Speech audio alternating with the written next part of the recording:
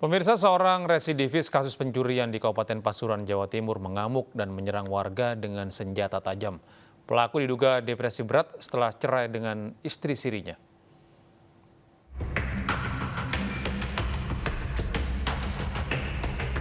Dengan membawa celurit dan pisau, pria bernama Torik ini ngomel-ngomel saat akan disergap petugas TNI dan Polri di tengah sawah di Desa Tampung, Kecamatan Rembang, Kabupaten Pasuruan, Selasa siang. Seorang anggota Koramil berusaha mendekati pelaku, namun justru dikejar balik pelaku hingga terjatuh ke sawah. Pelaku terus berkeliling kampung membawa senjata tajam hingga suasana desa mencekam.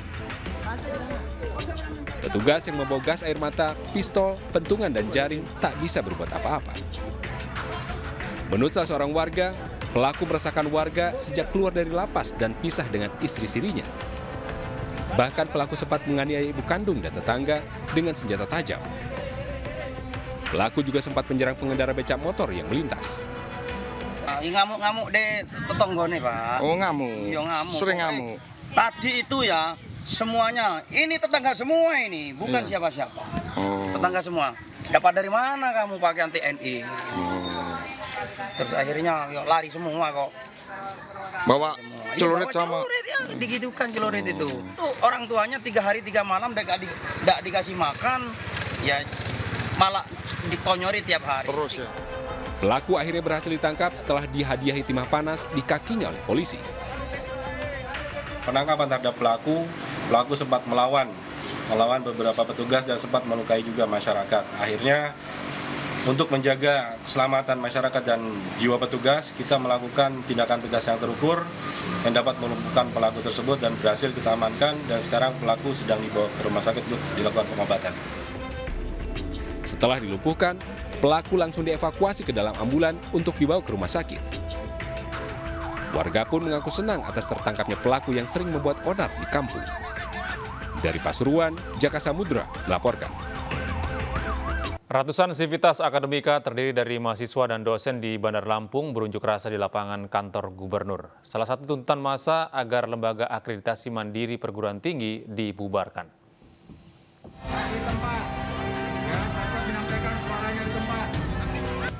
Massa yang tergabung dalam Asosiasi Perguruan Tinggi Swasta Indonesia, APTISI Wilayah 2B Lampung dan mahasiswa menggeruduk gedung DPRD Provinsi Lampung Selasa siang. Aksi unjuk rasa ini digelar guna menyampaikan sejumlah tuntutan. Adapun tuntutan massa antara lain bubarkan lembaga akreditasi mandiri perguruan tinggi yang dianggap membebani perguruan tinggi swasta. Untuk itu mereka meminta kembali ke Badan Akreditasi Nasional Perguruan Tinggi dan bubarkan jalur mandiri PTN. Kami sebagai perguruan tinggi swasta ini merasa dirugikan karena kami adalah bagian dari negara yang juga ikut mencerdaskan kehidupan bangsa. Tadi sudah dibahas juga bahwa PTS ini sudah sejak lama sebelum Indonesia merdeka kami bersama-sama dengan perguruan tinggi negeri untuk mencerdaskan kehidupan bangsa. Selain itu, aksi massa juga meminta pemerintah menunda pembahasan RUU Sisdiknas dan melibatkan seluruh perguruan tinggi seluruh Indonesia. Mahasiswa dan masyarakat diajak untuk terlibat langsung dalam pengawasan penyaluran bantuan langsung tunai atau BLT bagi kelompok terdampak di Jawa Tengah. Hal ini bertujuan untuk menjaga transparansi saat penyaluran bantuan.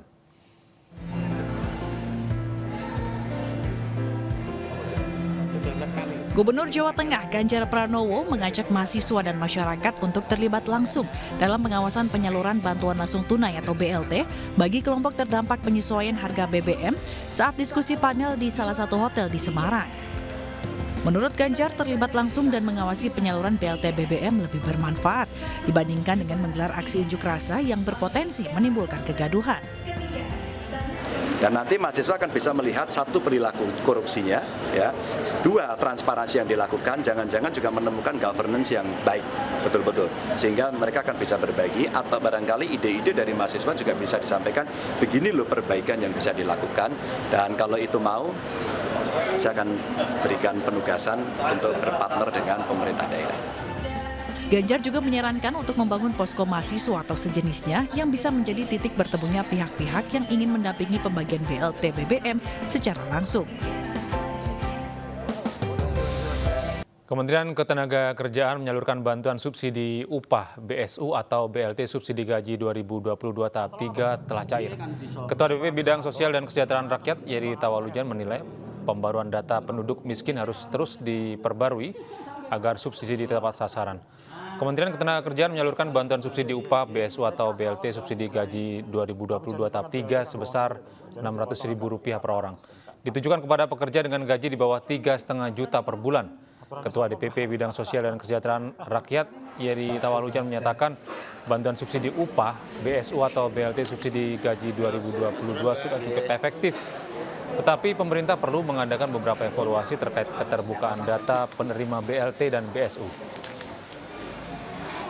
Kami juga mengingatkan supaya data itu terus-menerus diperbaiki, sebab kader-kader kami di lapangan itu mendapat keluhan dari warga, ada warga yang miskin dan mereka katakan, Pak, kami ini orang miskin, kami nggak tahu mau makan apa besok, lalu kami lihat itu orang yang punya mobil kok dapat BLT dan kami tidak. Nah, jadi segera perbaharui terus-menerus data itu supaya yang benar-benar miskin itu yang dapat. Lalu jangan hanya jangan hanya data dari Kementerian Sosial aja yang dipakai, tapi itu harus cross check ke RT RW, karena RT dan RW paling tahu warga yang mana yang paling miskin, karena itu kan warga mereka paling tahu mana yang layak dan tidak layak untuk mendapat BLT. Polemik pembentukan tim bayangan oleh Mendikbudristek Nadiem Makarim berlanjut di Senayan. Hampir seluruh anggota Komisi 10 DPR mempertanyakan keberadaan 400 tim bayangan itu.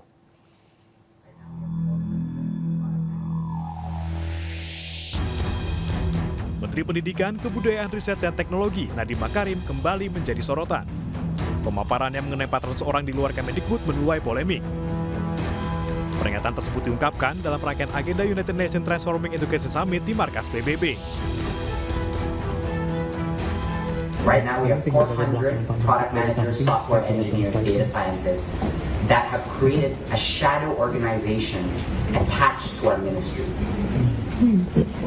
This organization, this 400-person team, is not a vendor to the ministry. Every product manager and leader is attached as a semi-equal to the Director General, some of which are behind me over here.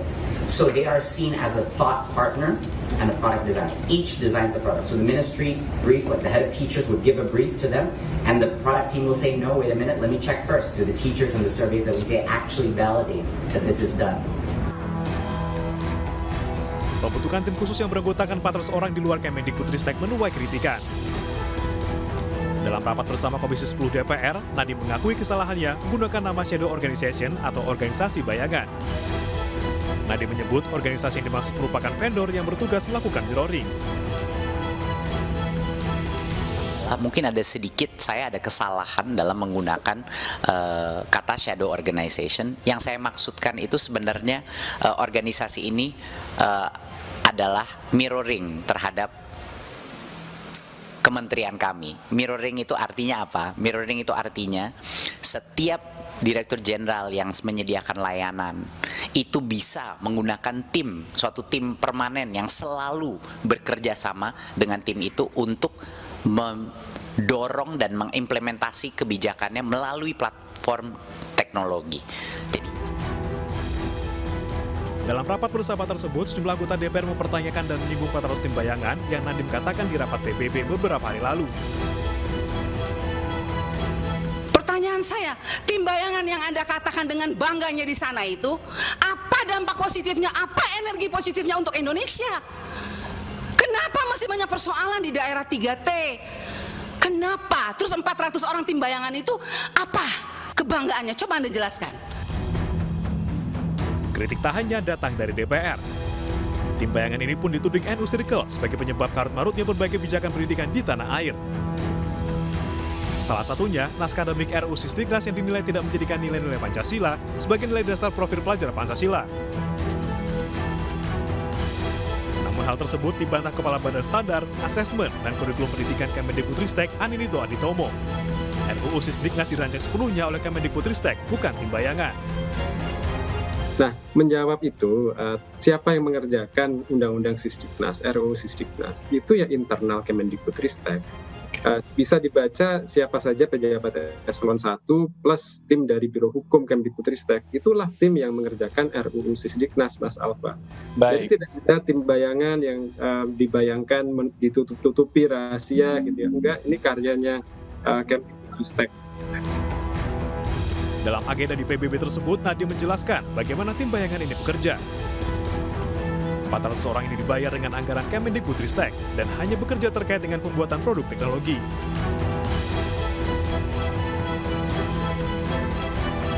Ketua Umum Partai Perindo Haritanu Sudibyo resmi meluncurkan Akademi Perindo di Jakarta. Sekolah partai ini diharapkan menjadi tempat belajar bagi kader Partai Perindo tentang cara berpolitik yang benar dan tugas sebagai anggota dewan serta pejabat pemerintahan.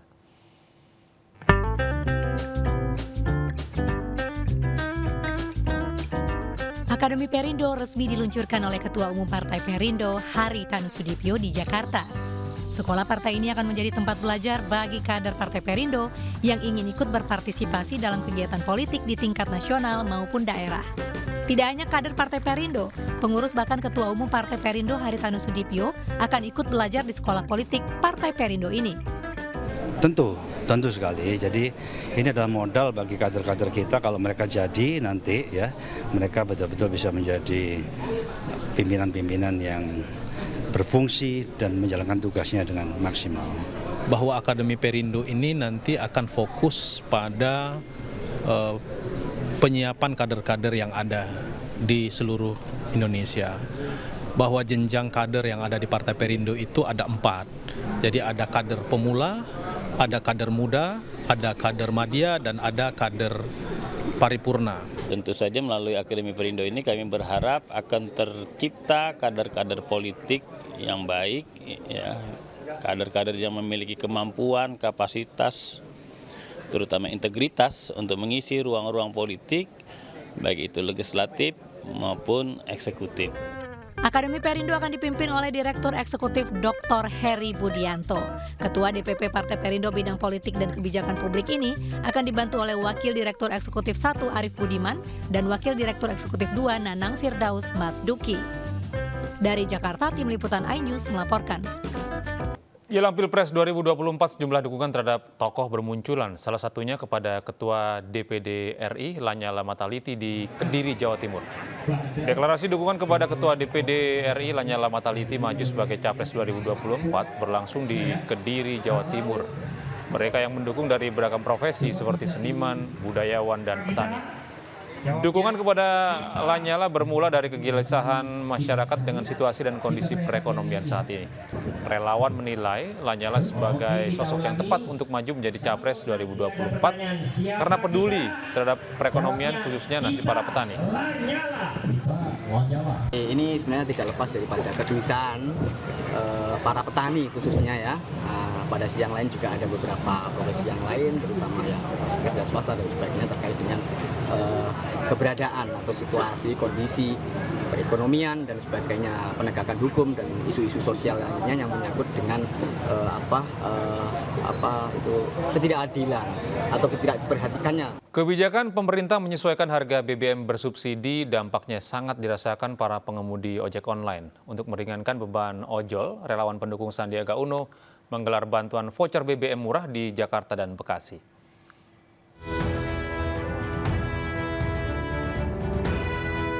Penyesuaian harga BBM bersubsidi mulai dikeluhkan sejumlah pengemudi ojek online.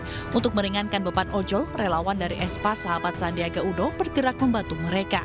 Di SPBU Jambore Cibubur, Jakarta Timur, para ojol mendapatkan voucher BBM murah. Hanya dengan membayar uang Rp4.000, pengemudi ojek online sudah mendapatkan 2 liter BBM. Bantuan voucher BBM murah juga digelar di Bekasi, Jawa Barat oleh Jaringan Wanita Nusantara Sandi Uno. Ratusan ojol mengantri mendapatkan 2 liter BBM hanya dengan mengeluarkan uang Rp4.000 saja. Mereka berharap bantuan voucher BBM murah terus berlanjut dan juga digelar di sejumlah daerah lainnya. Para ojol mengapresiasi kegiatan subsidi BBM dan ikut mendukung Sandiaga Uno untuk maju menjadi Capres 2024.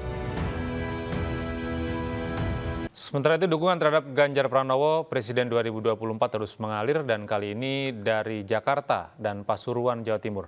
Para relawan dan pendukung Ganjar menggelar bakti sosial, pembagian sembako dan bantuan BBM murah.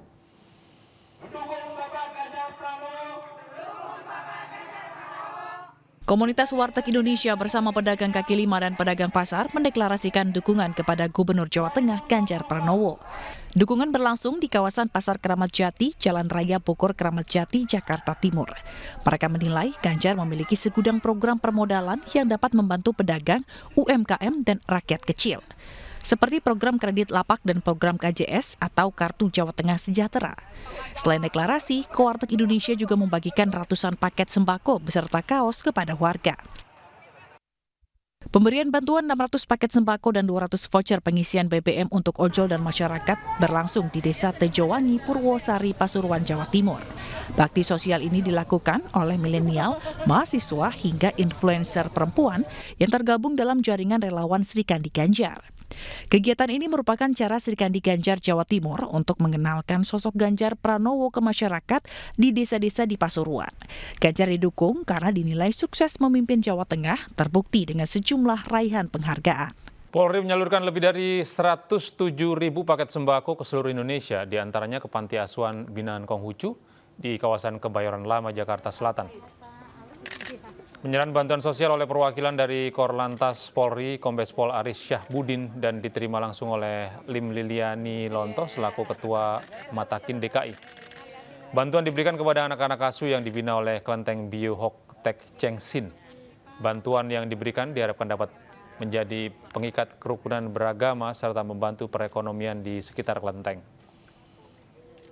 Bantuan yang kita serahkan seluruhnya sebesar 107.200 bingkisan yang pagi ini kita serahkan kepada pengelolaan pengurus kelenteng, kepada anak asuh yang memang menjadi binaan dari kelenteng ini.